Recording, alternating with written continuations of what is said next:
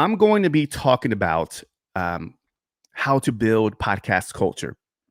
So if you are frustrated with your podcast download numbers, if you find yourself feeling like nobody is listening to your podcast, this is something that I feel you'll get a nugget or two, and I'm hoping that you implement just one thing that I mentioned um, during this presentation with your podcast, and I believe that it will grow. As a matter of fact, I guarantee you that it will grow because I do this with my clients. Um, the average podcast racks up about 100 and I believe it was 141 downloads within the first 30 days. So that's about maybe 32, 33 downloads per episode. So the noisiness out there, especially now in this podcasting space, is gotten super competitive, right? And I think now we're all vetting for listenership and really cultivating an audience. I think a lot of people get into this mindset of autopilot, producing the content, releasing podcast episodes without being mindful of what they're really trying to do is grow a podcast with a real audience that are going to show up consistently, that are going to be excited, raving super fans to ready to plug into your episode when it drops, right? And I think a lot of people as podcasters we negate that. I think we just negate the importance of really building culture. And it's important for us to be able to establish that and go into the podcasting space knowing that this is not about us, it's about serving our community, which is the reason why. Let me go and bust it out, y'all. Bang! Can y'all see that? Let me know if you can see it. I think you can see it. Okay, so that is a little slide deck that I got for you. Podcasting plus culture. And I felt compelled to do this again because I see, and you may be struggling right now, right? So if you are struggling right now with your podcast audience, which is a common question you see a lot online, right? You go on a bunch of Facebook groups, and what's one of the common questions aside from what's the best mic? The other question is, how can I grow my audience? And it all begins here, guys, because in order to build culture, you have to build your foundation. And I believe that the podcaster that understands this, that understands that it's important to keep the listener in mind, wins the game, period. Right? Okay, so I'm going to share this with you because some of you may or may not know. Let me introduce myself. My name is Ozil. Just a little brief Twitter introduction. I am a podcaster, host of the show No Permission Needed. I'm also a podcast consultant. I work with coaches and creators and business leaders on helping them master the mic, master their message, and platform their business and what they do via podcasting. I'm also a community leader. I take great pride in culture. I definitely practice what I preach. I'm the founder of Pod Houston and Vid Houston. Pod Houston, shout out to Pod Houston. I see you. Pod Houston is a community I started about 5 years ago as a meetup, and we've been hosting in-person events, and now we've been doing some virtual, which we're going to be going back to live events soon. So I've been really focused and invested in community and building culture, even outside of my podcast. So I'm going to share with you 5 ways to build a podcast community. So here is a picture of the Pod Houston crew. This is back in 2017. This is a group of us that we hosted an event. This event was very memorable. This is a lot of fun. I really enjoyed this one, and all of them, but this one was definitely memorable for many reasons. Anybody who attended this event knows. But it was a lot of fun, and this is something that I'm really just take great pride in with Pod Houston and building community. So number one of the things that you should consider when you start a podcast, and some of you may have heard this before, I'm sure, but I want to go ahead and reintroduce this because I believe in repetition, right? And a lot of times you hear it, but sometimes you don't implement, or sometimes you just forget about the importance of it. So podcasting, identity matters when you launch a podcast. We've heard, who do you want to serve, right? Do you understand your listeners' ambitions, their pain points? Do you understand who they are, where they're hanging out at, right? And also, like, what are your core values? And I want you to answer these questions, and I want you to think about this and write them down. And maybe you can put it in the Pod Houston group because I would like to know like who do you want to serve? And of course, what are your core values? Now, for me, I wrote down my core values are it's leadership, right? It's community, it's diversity, it's growth, and then it's also honesty, just being honest and being vulnerable and open with my audience. And also, what is the single message you want your podcast platform to deliver? This is challenging, especially for a lot of lifestyle podcasts out there. They want to appeal to a lot of people. They have a bunch of topics, and it's all good. There's room for that. If that's a podcast that really pulls your strings and you really want to share a bunch of topics, that's great. However, it's hard to really build community around that. The only way to that I've seen it successful, and even now in 2022, is that if you're super entertaining or you got some serious marketing chops to get the show out, and you're doing some creative things to market the show. But I'm always challenging my clients, and I'm challenging you today. What's the single message you want your podcast to deliver? And being super crystal clear about that is very important in growing culture and growing a community. So, what am I talking about here? Okay, so creating a niche, right? We talk about building brand, right? This is foundational stuff here. So, when you launch a podcast, if you are starting a podcast right now in 2022 on entrepreneurship, it's gotten really competitive. There's a lot of entrepreneurial shows out there, a lot of interview-based entrepreneur podcasts. But what if you even niche it down, right? What if you even went creative entrepreneurs, right? Or like in the fitness industry, fitness for stay-at-home moms. If you're doing a podcast on health, what about niching it down to brain health? Or if you're doing a niche around hip hop, what about Christian hip hop? So getting really specific and niching it down really helps in honing in on your message. And also it makes your content a whole lot easier to create and maintain, focusing on specific niches. And that's how you really could create a culture now in 2022. When there's a lot of general podcasts out there, I think if you can go narrow instead of broad, I think it could be helpful in helping you build a community. So let me know, by the way, I'm going to pause here. I'm going to take a sip. Let me know how you're feeling. Let me know what do you think so far? Let me know some of the takeaways. If you've answered some of the questions, drop it in the chat. Take a little tea break. Let me know if you feel me. All right, cool. Let me know. And of course, if I miss your comment, I'll make sure that I'll post it and share it towards the end. All right. So the other thing, number 2, ladies and gents, is extend the conversation online and offline. Okay, so we're talking about turning your listeners into members of a movement here. How can we create culture? How can we create a movement of real raving fans? I think this is very, very important. And one way you can do this is, and I'm going to talk about amplifying the vibe with your tribe, is if you have a podcast, start a Facebook group or Discord for your listeners. Have a place where your listeners can hang out and have conversation amongst themselves, and you can ask questions. You can encourage interaction, get feedback, questions, and really build that culture within that community, within that group. And I think that's just a great way to, again, take the conversation online. You're taking the conversation online, period, but also bringing it to a different platform where you can connect with them on a more intimate level. And I've said this before, and you probably heard this many times from a lot of coaches out there, but the power of an email list.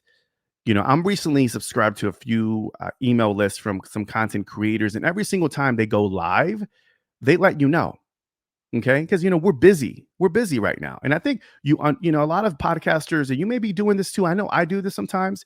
We undermine our audience, and we don't really think about their busy life. And I think if we just make sure that without being spammy, we let them know, hey, we're here. we're going live at 11 a.m. We're doing this event tonight, and letting them know through an email list, or, you dropped a new YouTube video or new podcast episode. Like, for example, every single time you drop an episode, you should email your audience first thing and say, "Hey, what's going on? Nick just dropped a brand new podcast episode. Here's a little story." And then, of course, give us some meat. Don't just say, "Hey, here's a podcast episode. Check it out. Here's the link." None of that. Okay. Yeah, that's a great start. Okay. I'm going to give you props for that. I'm going to give you a little point for that. But if you really want to take it a step further, give them some context. Let them know, "Hey, because you're part of this community, I just want to let you know that I dropped this brand new podcast episode. In this episode, you'll learn," and give them maybe 3 to 5 points, key points, takeaways that they'll learn. And also kind of dig into a story, something that they won't see on Facebook or on Instagram or anywhere else, and say, "This is a moment in my life where, during my childhood, where I was, I discovered myself." And like recently, like I talked about a childhood moment. Um, and it was a very, like, I was just open, I was very vulnerable, and I was very open about this one moment that I had as a fourth grader playing softball. And it was just like I shared it. So I shared a little bit of that in the newsletter, and, I gave it some meat, and people really dug into that. So that is what's happening real quick. Okay. So I'm going to pause here because I want to show you some love, because I know you're here and I appreciate you. Nick, what's up? Nick again. This is the one piece of advice that I struggle with: having a niche, not having a broad range of discussions. At this point, it's yet to be determined whether me trying to have a broader audience is hurting us. For me, my goal is, I think the second part, Nick, to do the best I can and see what happens. Nick, you know, I've listened to your podcast. You guys are very entertaining group of podcasters.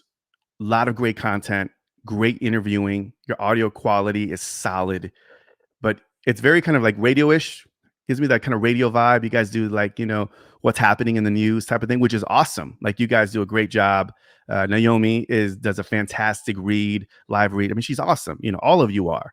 And the challenge when you go broad is that, yeah, you'll lose people. Like, you really got to market that show. However, I feel like if you go local, I think the way you can do it is if you go narrow on, like, in the Deer Park area, and let them know, like, you are up entertaining podcasts in that local area. I think if you establish, and dominate that lane, I think that can really serve. And I think that's where you can build community and culture there within your local environment. I think that's the way to go. But to build it on a grand scale, like, you have to put some marketing, umph to it, and really market the show. But you gotta, it's just so tough. It's so tough to do it. But yeah, the more narrow, the better. But I've also seen a lot of podcasters that are broad, but again, they have some, either they're super, super entertaining, or just outrageously, like, different. They have a zag to the podcast, or they are putting some marketing dollars behind their podcast. But I love the idea. Like, if you're watching this and you're like, "Man, I want to start a podcast," it's pretty broad. Um, I know, people are saying niche it down, there's riches in the niches and all that. But if you don't have, I'm all about starting. So if you don't have a niche nailed down, then start the podcast anyway, and the market will tell you where to go. Like, they'll tell you, like, "Nah, we're not really feeling this. We're doing something else." And I'm going to share with you, Nick, a different tip, something I use, a strategy that I use to be able to get, feedback, direct feedback from your audience, to kind of help you curate the content, and then create the content that's actually landing with people. I think it's very important. So hopefully, and we'll get to that in a bit. Okay, so sorry. What's up, Jesse? Sorry, I'm late. I've been working on setting up some LED lights. I mean, I need some LED lights like that, like on my wall, bro. Like, I'm very, like, this is very simple. I'm going very minimal at my background, Jesse. So if you want to go ahead and want to hook my background up, bro, come on over. I'll send you my address. Got to let the listener know what's in it for them. Exactly, Jesse. Look, man. We talked about this. You're an insider. Um, we let me go to address Jesse. You know, the listener, I think that's one of the biggest things. When people jump into podcasts, I think there's a lot of ego involved. Like, yo, like, my voice matters. My podcast, people are going to really dig it. And I get it. I mean, I really, really get it. And I promise you, I'm not going to go on a deep rant on this, but I can, maybe some other time. But here's a takeaway. When you create a piece of content, when you are about to record an episode, ask yourself that number one question is, what is in it for them? Like Jesse just said, what is in it for them? Why should they care? Even with my podcast, like I'm very mindful, like I'll share a story, but in that story, like towards the end, I'll say, I'll share something that they can take away. And sometimes I feel guilty. And my podcast recently, they've been very short form pieces of content, but it's almost kind of like you want to keep even the story concise because, people dig the stories, but you want to make either something tactical or something that they can implement. And you bring the question and the challenge back to them where they can implement something that's going to benefit them in their life. And I think it's very important. A lot of people go into it ranting or rambling or not really putting context to the content, and they're not doing anything to elicit and to bring out good conversation. It's just like me, me, me, me, me. Like this is my thought. This is my idea. Is this what I should do? Hire me, hire me.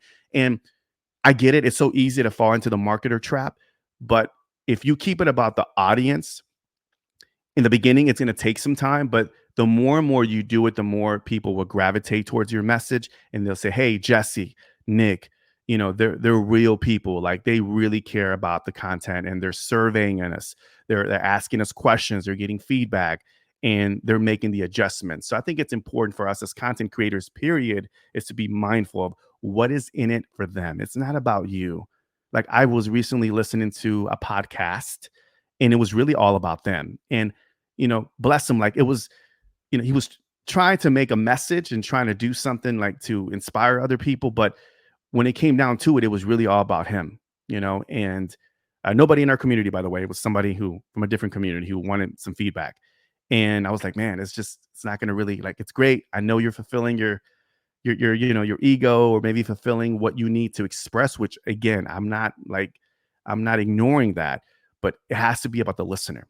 Okay. With any piece of content creation. You feel me on that? Or did I scare you guys? And then somebody dropped, I think this is you, Nick. I don't disagree with you at all. That's great advice you've given us. Yes, Nick, I think that's you, my man. Cool. Yeah, man. You guys are crushing it though. Great pod. Cool. All right. So let's go ahead and move forward. Again, it's all about amplifying the vibe with your tribe. Create platforms, spaces where you can invite them over and they can connect with you online and offline. We'll get to that in a bit. So number 3, VIP every listener. Okay. Now, this is something I learned from my buddy who I had the honor of interviewing a long time ago, Derek Sivers. If you guys have ever heard of Derek Sivers, he is the ex-founder of cdbaby.com. And he was a mentor of mine early on when I started the podcast, about 8 years ago. I was an indie musician, and he really helped me with a lot of things, with personal development, but also how to create a platform and how to invest in community. And one of the things that he mentioned, Derek, was, you treat everybody like they're VIP. And when I first connected with Derek, and he's a big timer, influencer at that time, and he still is, author, successful, multi-million-dollar business. And he was very like, he would answer all of his emails and responded to all of the tweets. And when I saw that, I was like, man, this is crazy because he's so busy, but he's taking the time out to reply to my questions, answer my questions, and just and connect with me. And I think he was my 3rd interview on my podcast. So here it was, little old me, new podcaster, and then he agreed to be part of my podcast journey early on. So he believed in me, and that always stuck out to me. He's like, you treat everybody like they're VIP. I truly believe that. And he has a massive blog following, and people are always commenting. And it's just because he is always taking time to answer questions and really connect with his tribe. So how can we, just like on a micro level, how can we connect um, on a deeper level with our community? How can we at VIP our members? So one of the things that I do, if you guys notice, if you're part of the Pod Houston community, is if you have a Facebook group, welcome members every single time they join in. That's one thing that I do every single time is welcome members. Just something small like that. Acknowledge them, say, hey, share your story, share your podcast, welcome them in, make them feel like they're VIP. The other thing is, if you have a podcast, if you get a podcast review, Apple review, give him or her a shout out at the beginning of every episode. Like show them some love, on a live stream, on a podcast episode. Again, make them feel like they're VIP. Also, email your listeners occasionally with free, valuable content. What I've done in the past is I've done like exclusive books, ebooks. I've done exclusive audio mixtapes, PDF files, something that they don't expect that is exclusive to the newsletter. I've done that many, many times, and they definitely appreciate that. The other thing you can do is, create an episode where you address them by name. You know, I know I like it when other creators, when I'm joining other people live and they're mentioning my name and they're showing love. Like I appreciate that. I really do. And that's one of the things that I always coach my clients is that if there's somebody out there, if you're doing a live stream, if you're doing something like a podcast episode, address them by name. Make them feel special. They will appreciate that. I know I'm not alone. I love to hear my name when somebody I'm joining a live and they're like, yo, Ozil, what's going on? I love that. Like that makes you feel really, really good, right? So again, it's all about the soft touches. They may not seem a lot, but the nuances of making somebody feel like they're part of your tribe goes a long way. Okay. So do not, okay, podcasters, creators, do not ignore a listener, a viewer. Always show love, always show appreciation. Be grateful that they're taking time, like I am right now, super grateful that I have you watching this, right? Because there's a ton of stuff happening in your life right now. And time is, as they say, time is money, but to me, time is priceless moments that you are investing in. And I appreciate that. The fact that we're live and we're vibing, I mean, I appreciate that more than anything. So, anyhow, so again, live streaming, Q&A, community vibing, like make them VIP, every single member of your tribe. All right. Feel me? What's going on, y'all? How you feeling out there? I'm gonna take another tea break. Look at this little smiley face. Yeah, it's cute. Little smiley face. I'm drinking what kind of tea is this? Green tea, I think. Is it jasmine? I think. I love tea. I've been getting into tea. Anybody drinking teas these days? Do you guys like tea? Let me know. Let me know in the chat. What do you drink? What do you drink in the morning? Mm-mm-mm-mm-mm. Vibing, y'all. Vibing. Cool. Let's proceed. So number 4, live and amplified. All right. Are you down with P2P? Podcaster to people? I was thinking of hold on one second, guys. Okay. I was thinking of the Naughty by Nature song. What is it? Down with OPP? Are you down with P2P? Yeah, you know me. Are you down? Okay. Anyways, cheesy. Sorry about that. I have to throw some cheesiness every now and then, guys. Gotta keep it fun. Okay, so there you go. Somebody says, yo, Nick, excuse me. I like drinking the smells like middle-aged spirit bourbon caramel cold brew. Yo, is that official? Like, is that like your official cold brew?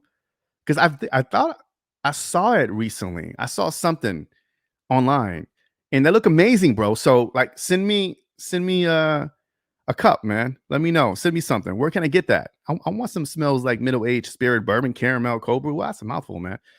Hook it up, man. That sounds amazing. I love bourbon, by the way. So little shameless plug. All right, all right. Okay. All right. Come on, man. Bring it, dude. Bring it. I want to try it out, man. It's unfortunate that you guys didn't have it when I was on the show. Sad. So you have to hook me up, man. Jesse Curtis, gotta have my coffee every morning. Jesse, do you drink it black or with sugar and cream? Tell me. I want to know, man. I want to know. I've been lately on black coffee lately. I go through like different things. I drink with half and half and three raw sugars, but lately I've been doing black coffee. So I could do both though, but black coffee gets me going though. That's what I had earlier today. Mm. All right, cool. So let's keep it moving. So down with P2P. So we're talking about live and amplified. And here's what we need to do here, y'all. If you are a podcaster, organize a meetup centered around your podcast niche. I think it's so underrated. And I get why creators, podcasters don't want to do a live event or a meetup because it takes work. Trust me, I know. I've done many of them. But I think if you go and take it an extra step, and it's not a podcast event that's centered around your podcast, but if you just bring people together of like minds, right? So Nick, if you did like a Deer Park event with people that you know, right? Because you know your audience, right? You know who you are serving, right? You know what the things that they're into, you know, if they're business owners, certain age, and bring them together. You can sell your cold brew, you know, have that as a sponsor, you know, hook them up as they walk in, have somebody giving them a cold brew, bourbon caramel. You know, but creating a little live event, even if it's at a coffee house, I think will be great. Sponsored by Smells Like Middle Aged Spirit. So I think it's so underrated. I think it's such an underrated marketing tactic that I wish more podcasters could do like live podcasting. And then you could do like a live podcast and interview people. And that's just such a great way to bring awareness to your podcast, especially locally. So I think that's a beautiful tactic, so smart to do if you're a podcaster and to build culture around what you do. And again, I said not, you know, don't create an event to promote, but just to connect, right? To tribe up. Super important. Again, your podcast could be the sponsor. I dropped that in there. So again, I think that's super underrated. And I would love to see more podcasters make that happen. Okay. Organize an event centered around your people, your podcast, and then have your podcast be the sponsor of the show. Okay. You're a host, you're bringing guests to your show, you're bringing different ideas, you're sharing thoughts, right? You are curating content to entertain, to educate, to edify. Shout out to Brian Little, you know, your people. And if you create an event that's offline, because I think now it's, you know, even with the live streaming and all that, there's the virtual. I mean, there's always going to be a space for virtual events, you know, you know, for live streamers. But I think if you go live, like in person, I think people are craving that human connection now. And if you just did again like a meetup, I think it'll go a long way. I think it'll help promote and bring awareness and bring people closer to what you are trying to accomplish with your podcast. You dig that? So Nick was talking about working on this. Love the idea. We're trying to join the local dude. Yes. Like you should have done that like yesterday, bro. Join the Chamber of Commerce. It's super important, man, to be a part of that, you know, to let people know that you are like the local voice, you know, for all things news and the thing that you're trying to do with the podcast. So yes, definitely do that. And I think it'll help with building brand awareness and culture around your podcast. Jesse, you dropped in here real quick. Mine's got to taste like candy. Don't like bitter too much. Yeah, bro, I know, man. I know exactly what you're saying, bro. Like sometimes I fight the black coffee taste. I love it when it's like freshly brewed and it's made correctly. Because I'm not sure about you, but I make it with the French press. And I love the pour over, by the way. But man, you really got to know. Like, apparently, it's like the temperature of the water. It's like how much coffee you put in, and I mean, there's like a true real science. Shout out to all the baristas, by the way, because I mean, it's a true science, true art form to make a good cup of Joe. Seriously. So what I end up doing most of the time is I make it with half and half and add raw sugar and make it sweet, just because I like sweet things. You know, definitely have a sweet tooth. So, but I know black coffee is like that's my natural pre-workout, you know, mix. So once I add some, you know, black coffee and I'm in the gym, I'm beasting it, man. So I feel you on that. Okay, so Jesse, you out of here. French press is always the way. If you, yeah, exactly. Yeah, if you can get it. But I definitely like my French press, man. Made one earlier today. Cool. So number 5. Here's a big one. Be you. Be you. Be 100 with your listeners. Take your listeners on a journey and be transparent as possible. And what do I mean by that?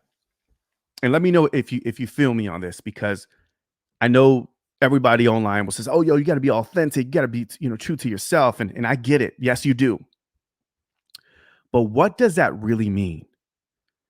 Being authentic. Shouldn't you be authentic because you're you? And the answer should be absolutely. You should definitely be you all the time. But what's happening right now? In this new era of social media, people feel a need to be somebody they are not.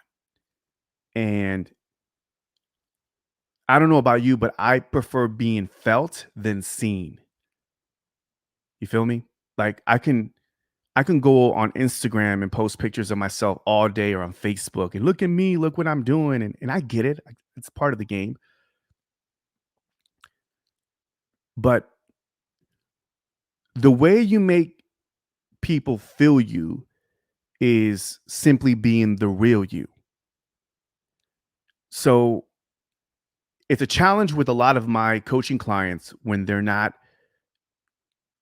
struggling to be aligned with their voice and their personality. It's challenging, right? Because again, many of us didn't go to broadcasting school. Many of us don't have formal training to be comfortable behind the mic or in front of the camera. And I've been challenged by this before, for sure. I think it's quite common, and to be completely transparent with you, it's something that I'm still getting comfortable with, especially with my podcasts. I used to interview people on my podcast. It was an interview-based podcast. But taking this approach, I'm sharing more of myself and leaning into more of the personal brand, which I talk about often. Leaning into my personal brand allows me to amplify my superpower, which I'm trying to build up, which is vulnerability and transparency and being who I am. And it's not as easy as people may think.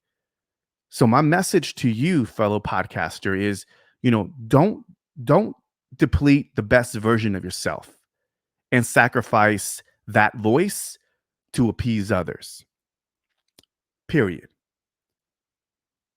And the more you put in reps, the more you get comfortable behind the mic. And let me I'm trying to get like practical. Like, what does that mean, right? Let me see if I can even like land the plane with this. When it comes to like your voice, when it comes to you being you, like I see a lot of people try to be like, yo, Gary, yo, what's going on? I see a lot of it, right? And me being in the space, being involved in music and being involved in the entertainment industry, and you as well, right? Like I think content creators undermine the intelligence of consumers, of listeners and viewers. Like we know when they're faking the funk. And when they're really being uncomfortable, and when they're not really being themselves. And again, we're all going through it. We're all trying to peel back the layers where we're becoming the best versions of who we are authentically, right? And it takes time. It definitely takes time. I'm going through that with my podcast now, getting comfortable with my voice from a different shade, from a different perspective of creating content and sharing it with you. But you build culture and community. And let me just circle this around and see if I can land this. You build community and culture by simply being who you are. You will attract listeners and viewers when they see Jesse's vibe, when they see these, like, he's into like, nerdcore hip hop music, and he's into gaming and streaming, and he does what he does. behind the mic, which sounds amazing, or Nick, who has like a naturally gifted like voice, content delivery, like it's impeccable. Like I love it, Nick. I'm a fan. And I'm speaking to you guys because you guys are watching this live, showing love, but I see people like that. And I see that within a few members of Pod Houston, members within the Pod Houston community. And then I see others that are really trying, like are really trying hard. And if you haven't cultivated that culture and that community just yet, I'm telling you right now, don't give up. Like continue putting in the reps because I see it. One of my superpowers I'll take great pride in is seeing talent. I see talent. I remember being early on, like even back in my music days, saying, that band is going to blow up. Nah, it's not going to, trust me, it's going to blow up. 10 times out of 10, they all blew up. Like they all blew up. Why? Because I see a certain zag. I see a certain pizzazz, a style. I see something that they bring to the table that if they stick with it, that they will shine and people will eventually gravitate towards too. Nick, you're one of them. Jesse, you're one of them. And I see a few that have a lot of potential. And I believe that we all have the ability to own our potential. But only when we become ourselves, when we stop depleting ourselves from the best version of yourself, that's when the magic happens. And that's when you build culture. That's when you can really build an audience. Sure, there's a performance aspect to this, right? There's a certain energy that you have to express to deliver that content, to deliver that message. But it's not perfect. Like when I listen to podcasts that are like NPR, sound like, dude, that's just so whack. Like that's whack to me. Like I hear, like to me, the most polished podcast, and I get it. There's an entertainment, true crime and all that. But boy, do I love seeing somebody fumble and stutter and be themselves and be goofy and be corny. Like you're down with P2P, corny like that. I love it when people lean into that because that's when I see the true essence and the spirit of podcasting is when podcasters become people. They become themselves. Like it's real. And it's not broadcasting and it's not super polished. You feel me? So I'm landing the plane. It's taking a while, but I'm flowing here because I think this is a true lesson that I want you to catch this and really run with it. Whether you catch it on the replay or on YouTube or on LinkedIn, I'm telling you, not that many people are really talking about these coaches. I'm not talking about rocking the mic. And I showing podcasters, community members, clients, how to be themselves and how coaching them into leaning inward into their voice is imperative to having a successful podcast. So for those watching, and if you feel like you haven't gotten comfortable with your voice, continue putting in the reps. Get feedback. Get a friend. I'm going to be doing podcast audits, by the way, next month in March. It's my March Madness promo. But I'm going to be doing podcast audit. If you're interested, hit me up. But I'll give you honest feedback. I've actually had a few already that reached out to me and said, yo, this podcast ain't, I'm not really growing. I really don't, there's no community behind this. Like, what am I doing wrong? And first, I'll give them props for being like, yo, thanks for putting your ego aside and for giving me the opportunity to blast you. No, I'm just kidding. No, to really give you some constructive feedback on how we can make this podcast better, because I want to see everybody succeed. And I believe that there's space and room for everybody to have a successful podcast. But there's a lot of podcasts out there these days and it's gotten noisy, but there's not enough podcasts that are really authentic and they're not really bringing the real, period. True story. I see it all the time and I hear it all the time. So yeah, let's stop faking the funk and let's start rocking the mic and let's start being who we are. And let's stop with the broadcast voice. And that's all. Be you, man. Be you. That's what I'm saying. Just be you. All right, let's share. What do you guys think? The plane has landed. Facebook's Nick. To me, it means not acting like you're better than your audience. Yes. It means letting them know that you are flawed. It means being able to laugh at yourself from time to time. 1000%. Nick, I think that's you. Again, just embracing the ums and the ahs and the flaws and the fumbles and the cheesiness and laughing at yourself and sharing the tech issues that are happening and all that. So this is what's happening. This is live stream. This is happening, and I'm here to share it with you. I have nothing to hide. I think people appreciate that, and I think that's the reason why live streaming has been so attractive, because people do see the content creator going into it raw and uncut. It's not so much polished. They're not uploading it um, and editing it so you can hear like all the perfections. So, boom. Je- I got you, Jesse. Jesse says, but what if your voice is the broadcast voice? So Jesse has a golden voice. He has like a naturally broadcast voice. Jesse, that's your voice, bro. Like that's who you are. I love it. Jesse and Nick does. Nick, you too. Like both of you have like broadcasting voice. But when I hear a broadcasting voice, yeah, you hear like, "Hey, welcome to the show." But you guys like really bring style to it. Like you have your own style to the voice. So if it's your voice, Jesse, which it is, because I know you, then it's you, man. It's your voice. It's who you are, bro. Because you bring it all the time, all the time. Own it, man. I'm a fan. Nick I got you, Nick. All right. So anyhow, guys, and I'm gonna go ahead and just drop this on you as far as like just cultivating the connection.